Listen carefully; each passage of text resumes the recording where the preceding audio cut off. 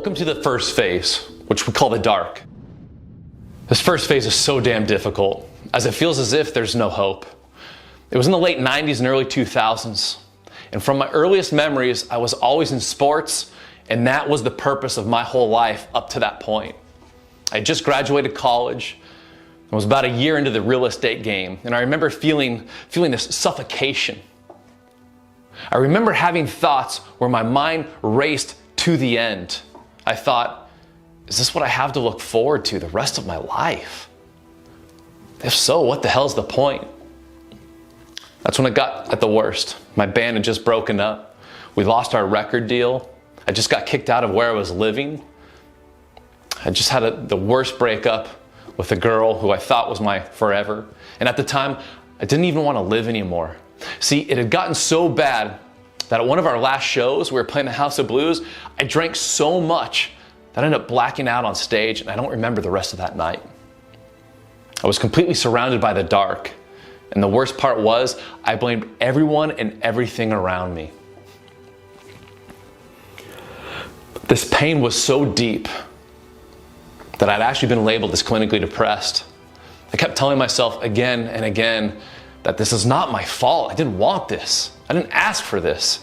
This isn't how it was supposed to be.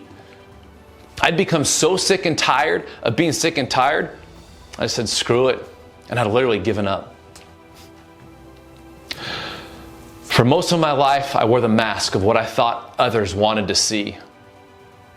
I lived the lie of being one way to one person and then completely different to another. And this is what eventually led to severe anger and resentment. I'd become so reactionary and began to hurt people unintentionally.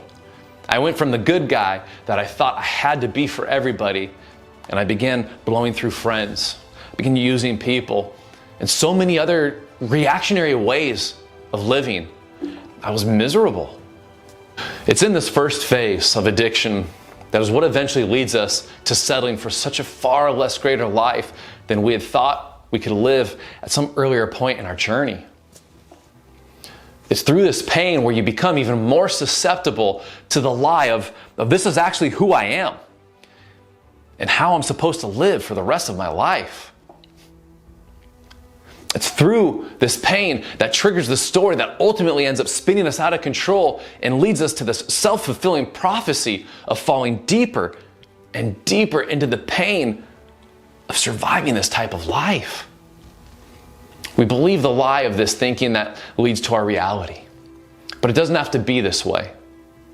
This isn't how life needs to continue from here on out. There comes a time where the heaviness of the shame and the guilt in this space of darkness where it's just so damn exhausting to keep lying, so you finally say, screw it all. You finally release it all and purge and expose everything, and it is in that very moment when you begin to step into the light. And so this is where the real work begins, by stepping into the truth and transitioning from the dark to the light. So I invite you to spend some time answering a few difficult questions.